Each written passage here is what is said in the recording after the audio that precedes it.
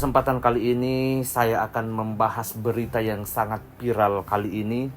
Berita yang begitu mengkecamuk, yang begitu menggoncangkan seluruh dunia, di mana berita ini tentang perang Iran dengan Israel dan ikut campur dengan tangan dari Amerika Serikat. Teman-teman sahabat yang beriman dimanapun berada, efek cawe-cawe Amerika Serikat di perang Iran-Israel, potensi perang dunia ketiga. Ini yang akan kita bahas sahabat yang beriman. Kini dunia gempar tak kala Amerika Serikat melancarkan sejumlah serangan yang membidik 3 situs nuklir milik Iran. Serangan dinamai Operasional Midnight Hammer ini terjadi pada Minggu pagi tanggal 22 Juni 2025 atau tepatnya pada Sabtu malam. Sahabat yang beriman, usai penyerangan ini, Presiden Amerika Serikat pun buka suara. Donald Trump mengatakan jika pihaknya telah berupaya keras untuk menghentikan ancaman Iran terhadap Israel.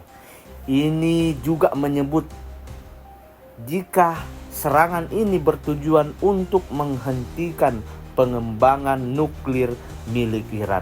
Ini yang tentu yang menjadi pertanyaan para publik yang mengetahuinya, bahwa sebenarnya ini bukan alasan Presiden Amerika untuk menghantam atau mengirimkan rudal kepada Iran.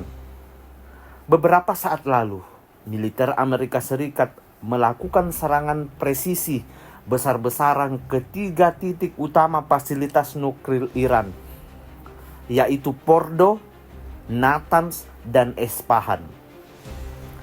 Tujuan kami adalah, kata Amerika Serikat, tujuan kami adalah menghancurkan pengembangan nuklir Iran, ungkap Donald Trump pada Minggu pagi waktu Indonesia Barat, seperti yang diberitakan The New York Times. Kepada Iran, Trump mengancam Iran untuk membuat langkah damai, sebab jika tidak ia akan melakukan serangan dengan skala yang lebih besar. Mungkin kita bisa dengarkan video berikut ini penjelasan indicating tentang the use of ground penetrating munitions. This is consistent with statements from the United States. At this time, no one, including the IEA, is in a position to have fully assessed the underground damage at Fordo. Given the explosive payload utilized and the extreme vibration-sensitive nature of centrifuges, very significant damage is expected to have occurred. Malam ini saya dapat melaporkan kepada dunia bahwa serangan itu adalah keberhasilan militer yang spektakuler. Iran, pengganggu Timur Tengah, sekarang harus berdamai. Jika tidak, serangan di masa depan akan jauh lebih besar dan jauh lebih mudah, ungkap Trump dikutip dari CNN. Atas penyerangan ini, sejumlah tindakan yang dilakukan oleh Iran tidak lama usai fasilitas nuklir diluluhlantahkan. Iran kemudian menyerang sejumlah titik di permukiman Israel dengan rudal. Serangan itu membidik beberapa bangunan di Tel Aviv dan Yerusalem. Sementara itu, otoritas setempat memberi perintah kepada warganya untuk mencari tempat perlindungan. Jadi sudah banyak orang ataupun pekerja-pekerja yang diliburkan. Beberapa saat yang lalu, IDF mengidentifikasi rudal yang diluncurkan dari Iran ke wilayah negara Israel, kata pasukan pertahanan Israel dalam sebuah pernyataan yang dilansir oleh CNN Indonesia. Selain itu sahabat yang beriman, mengutip dari Al Jazeera, Menteri Luar Negeri Menlu Iran Abbas Araghchi diagendakan untuk merapat ke Moskow untuk menemui Presiden Rusia usai Amerika Serikat melakukan serangan.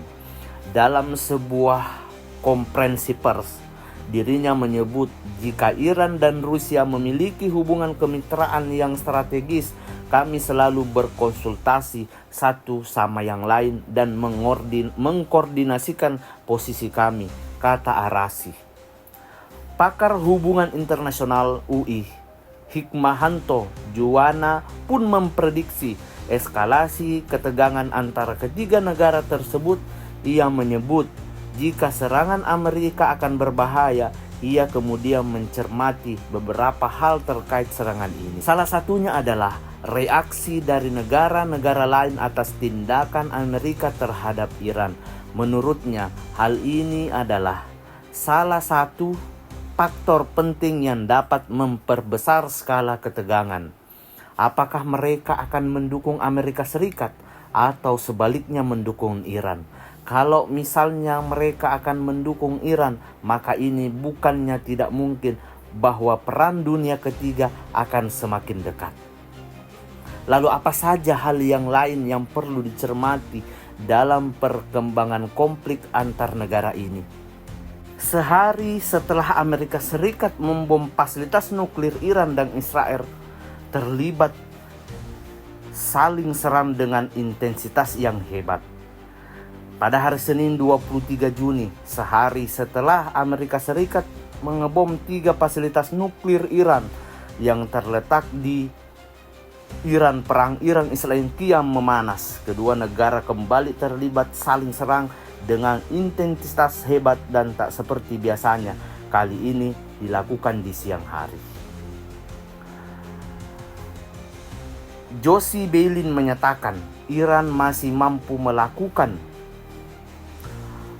serangan hebat meski militer Israel berhasil melumpuhkan sebagian besar rudal mereka, tetapi mereka memiliki cukup banyak untuk dilempar setiap hari, itu sudah pasti, kata dia. Al Jazeera juga mengutip Reuters yang menampilkan keterangan Garda Revolusi Iran yang mengatakan bahwa mereka mengubah taktik dalam serangan hari ini. Mereka menargetkan tempat-tempat dari utara ke selatan termasuk Tel Aviv dan Haifa dengan pesawat tanpa awak dan rudal.